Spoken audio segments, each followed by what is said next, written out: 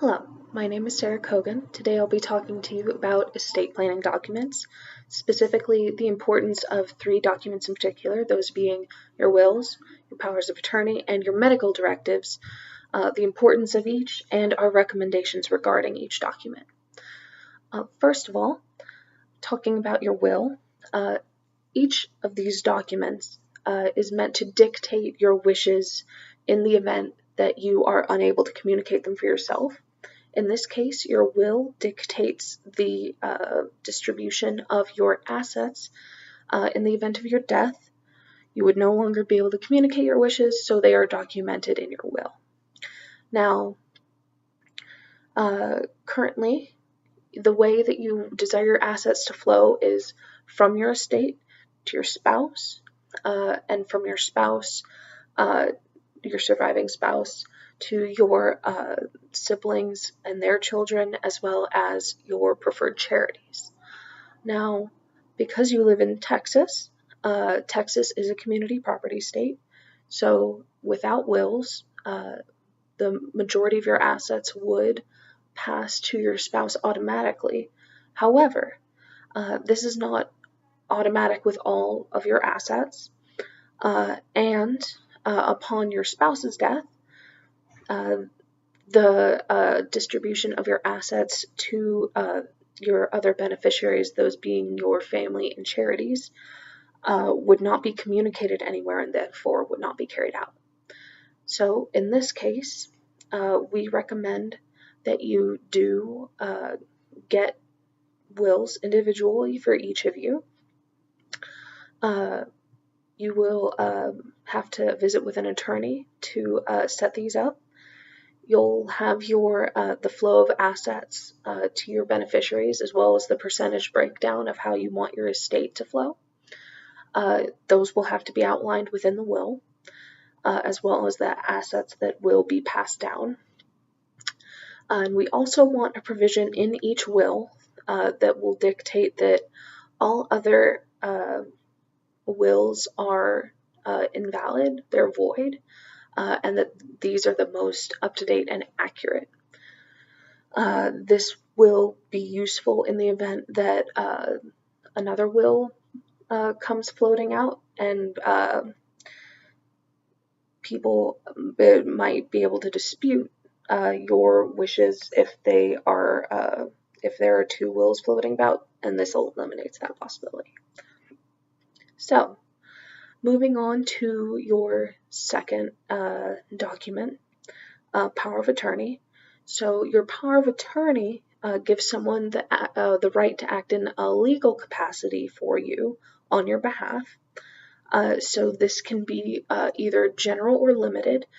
General power of attorney gives them the right to do this with no specific inhibitors, whereas a limited power of attorney does have limits. So these limits can be conditional. They only come into play in upon certain conditions being met, or they can be dependent on certain criteria. So this can be useful in the event that, say, you are out of the country and unable to make certain financial decisions that you would normally like to be made, but are unable to do so. The person who has power of attorney for you can make these decisions on your behalf. Likewise, if you are seriously ill or injured or otherwise incapacitated, someone can carry out these wishes on your behalf. We recommend that this person be someone that you trust. These can be spouse, family friend, family.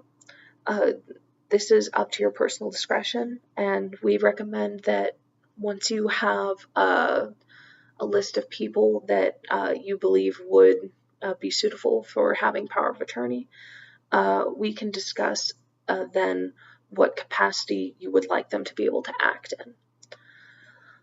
Finally, your medical directives. So your medical directives are, again, someone being able to act in the capacity that you wish. in the event that you are unable to do so. In this case, it is on behalf of your medical care. So if you are terminally ill or on life support, and there's very little chance of you waking up, for example, your medical directive can state whether or not you desire to continue to be on life support, if so, for how long, if there's a specific dollar amount you would prefer not be reached. All of these are factors that you can include. They're simply how you want that care to continue in the event that you are no longer able to dictate those things for yourself. This is a highly personal decision, one that is really only up to you to make.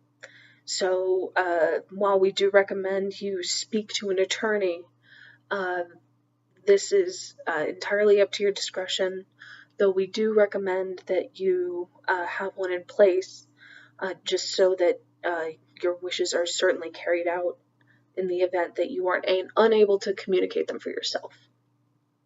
Now, with all three of these documents, you'll want one for each of you, so 6 documents. You will want them to be prepared as soon as possible. You'll want to prepare them with an attorney.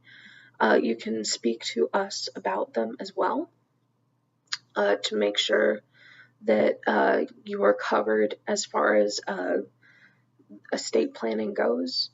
But ultimately, other than your will and the breakdown of your asset flow chart, a lot of this does come down to personal discretion and will ultimately be left up to your decision. So thank you. If you have any questions, feel free to contact us, and thank you for your time.